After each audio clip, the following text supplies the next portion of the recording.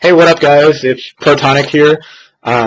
Everybody's been making these videos showing off the games that they have. Oak, I know, has been making a lot of cool videos showing off his game collections for all his systems, and so I figured I'd contribute here and just show off all the games that I have for PlayStation 3, and they're pretty much in chronological order from when I purchased them. But yeah, just figured I'd show them off and tell a little bit about them, kind of what I like, what I didn't, if anything, and yeah, so here we go. First one, Resistance, Fall of Man. This was a launch title, as many of you know, for the PlayStation 3. Very, very cool shooter, very good and well put together game, especially probably one of the best launch titles that came out for the PlayStation 3. There weren't very many choices at the time when the PlayStation 3 was first released, but this one was good. It's kind of a alternate history, World War II with aliens kind of thing. Yeah, I played through this game several times, had a blast, even dabbled in the multiplayer a little bit, and that was a lot of fun. I actually never continued the series. They've made Resistance 2 and 3, but I hadn't picked up either of those. It took so long between this one and Resistance 2 that I actually just kind of lost interest in the whole story and didn't want to bother to pick it up again. But I'm thinking now, since I've heard such good stuff about the last couple entries, that I might have to maybe get Resistance 2 and 3 used and check them out. But definitely a really great game. Next one is Blazing Angels, Squadrons of World War II. Oscar would probably like this game. I liked it too. I bought it because it's the first flight sim that I knew of for the PlayStation 3, and I've always actually been into the whole classic World War II dogfighting games, and that's really what this is. You just fly a bunch of classic World War II planes. The big thing with this, when it came out, was that you could use the 6-axis controller if you wanted to fly using the motion sensor. That really didn't come off as well as it could have. But then again, I've never really been big on the whole 6-axis thing anyway. I know a lot of the games now don't even use it. But this one, you could fly with that if you wanted. But I was really into it before Warhawk, but Warhawk totally blew this one out of the water or out of the sky. But yeah, it was still fun. Some cool stuff. Definitely cool sequences and with the dogfighting and all. But there's definitely better flight sims out there now. Next is Uncharted: Drake's Fortune.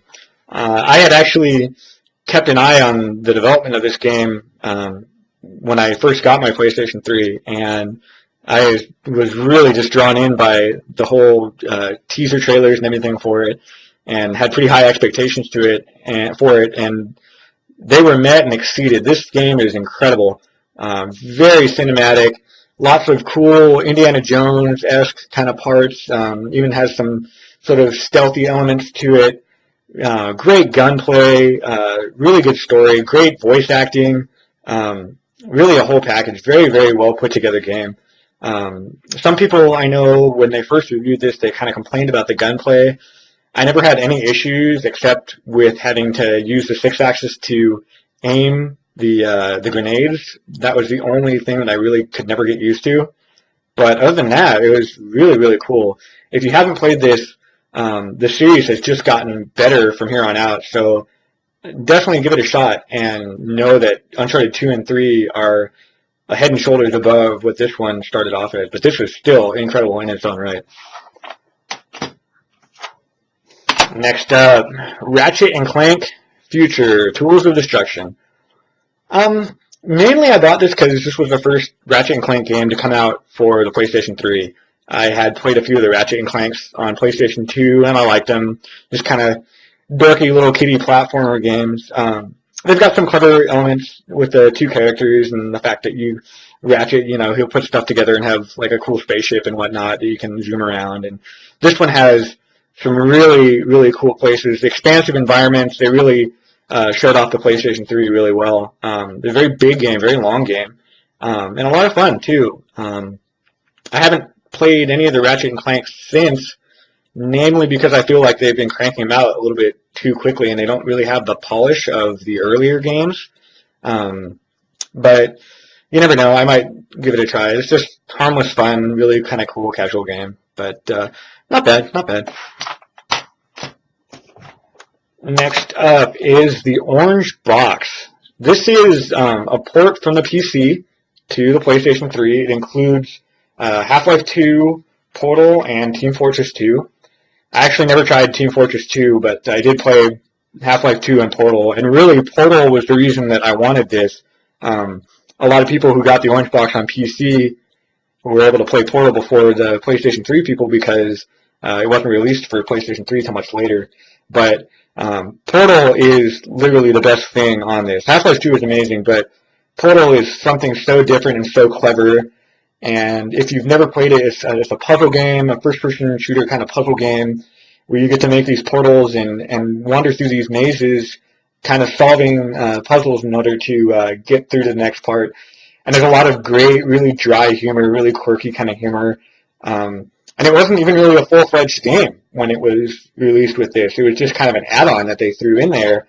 And I'm sure you guys have seen all sorts of nods to Portal online. And if you've never even played it, you probably have some inclination of what it is.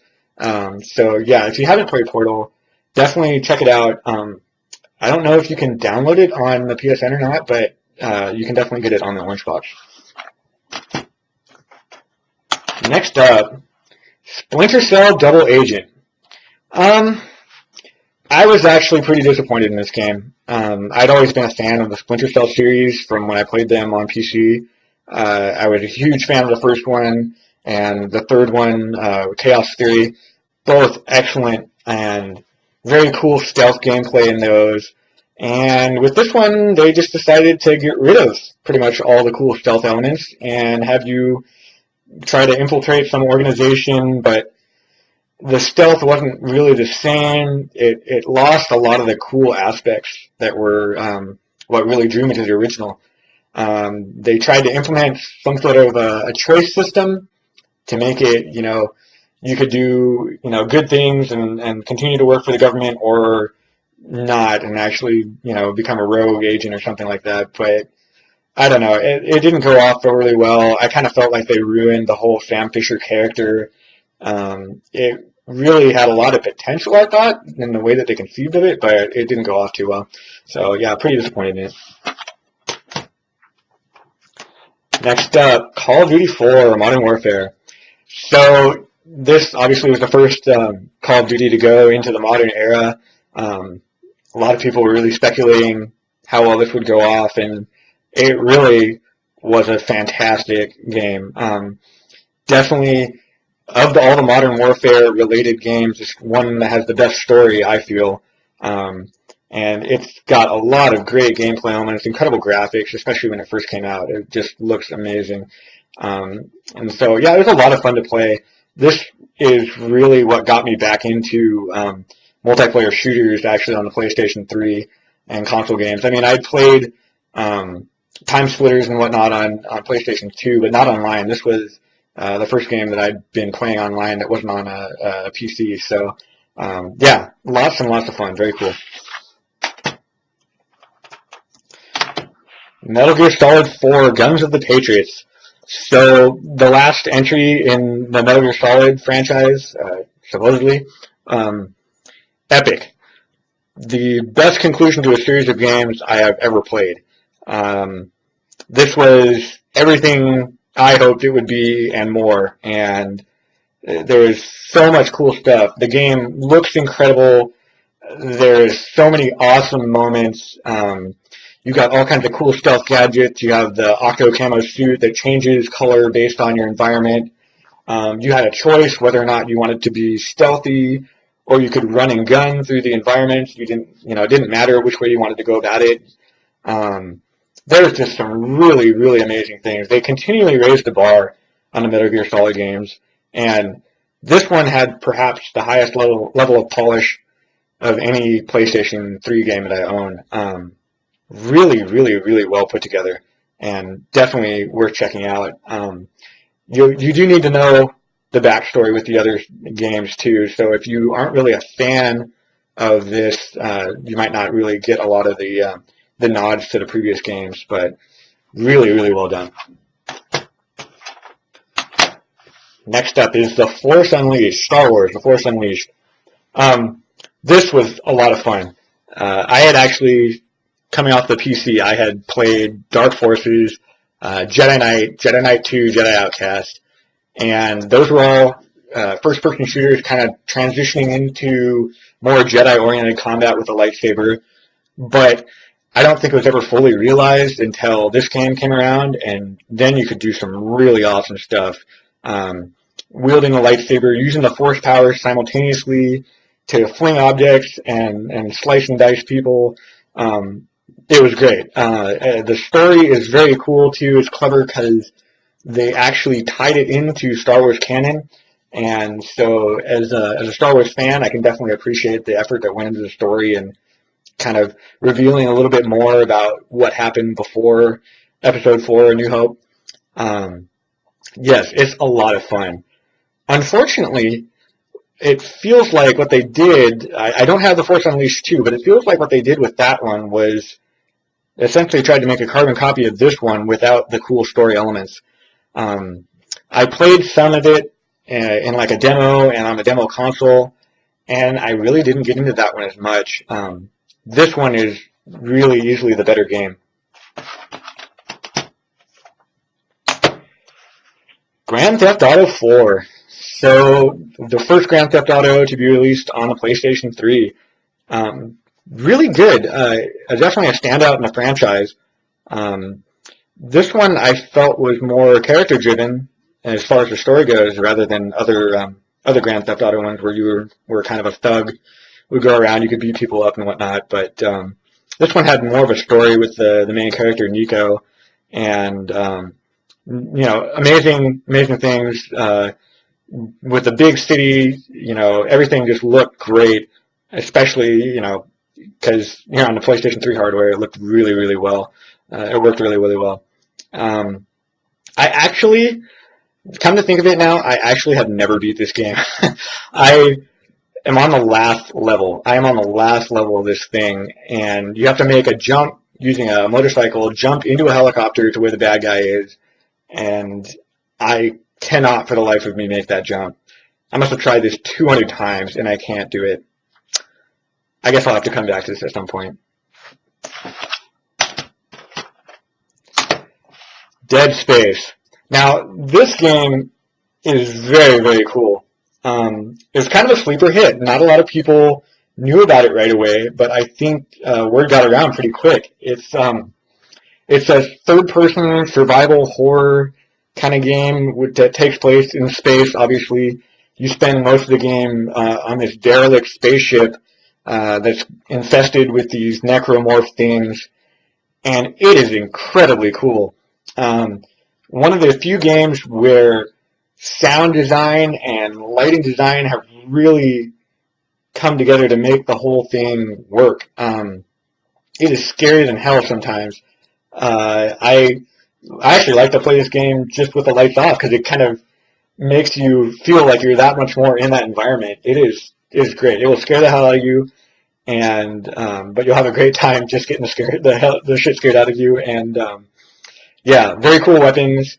The protagonist is a pretty neat guy. He doesn't really say much in this one, but the sequel, they've definitely brought more of his backstory into the play. But this one is very, very good. Definitely recommend that you try it out, even if you're not really a fan of the genre, because I certainly wasn't big on the genre before, but I played this one and I'm really hooked on it now. So, great game. Red Alert 3 Ultimate Edition. So it's the exact same one that Oscar was actually showing in his video. And for the most part, I have the exact same comments. It's a great game. Red Alert series has always been great with good stories and quirky units. I mean, if you get War Bears, I mean, where else would you find that? But the one annoying thing about this game is that it has this weird glitch where the sound will cut out on it, and you basically end up having to reboot the game because you can't hear anything. No units speaking, no nothing. So it's really frustrating when you try to do an online battle with multiple people and one person can't get their sound to work and you have to just back out and try the whole thing over. I ran into that issue a bunch of times. It was really frustrating. It's the one thing that I wish EA would actually patch on this game, but doesn't look like they ever will. So that's unfortunate. Other than that, it's a great game. Very good. Next up is Infamous. This is cool too. This is another open world sandbox style Grand Theft Auto game that is a superhero origin story. You get to play a guy who controls electrical superpowers, which is different. They really made this work really well. You can do all kinds of cool things. You can hover with static thrusters. You can grind along power lines to get places faster. You can climb buildings really quickly and jump between them, and all this while following the main story. It's very fun. Definitely out of the box to a degree for a superhero story. Some different elements to it, I felt, and the story it's not amazing on this one. Infamous 2 actually has a much better story, I felt, but I was still entertained, and yeah, I had a lot of fun just unlocking every part of the city and going around and blasting things with the electrical powers. And this one you can be good or bad, so there's 2 different endings associated with it, and your powers will actually change based on which route you go. So that's another kind of cool morality twist that they add into it. Very fun. Next is Uncharted 2, Among Thieves. This totally upped the ante from Uncharted 1. Incredible story, even more jaw-dropping action sequences.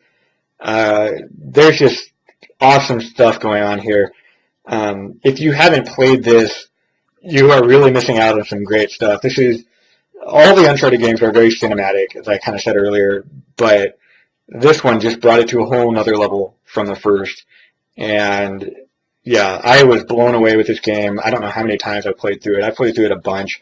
It is worth every penny, and I had a great time playing this game. I highly recommend it for anybody who wants to get into the Uncharted series. I mean, definitely play Uncharted 1 to get a feel for the story and the characters, but even if you aren't sold by that one, this one will really knock your socks off. Next is Assassin's Creed 2. Interestingly enough, I never played the first Assassin's Creed, and I don't really recall what exactly turned me on to this one. I think I played a demo of it and was really just taken in by it. But that's kind of the thing. I was just really drawn in by the story with this one. You play a guy in Renaissance Italy who ends up becoming an assassin, and you actually don't need to know a great deal about the first game in order to play this one, because they fill in a lot of the gaps of what happened, or the key plot points of what happened in the first one. They talk about that and cover it in this one too. But really, really cool. It's an open world kind of sandbox style game too, where you can go around and climb buildings, do random tasks to help people out and stuff. But the core gameplay of doing the assassins and stalking people and just kind of, there's little bits of history that are intertwined into this, some cool puzzles.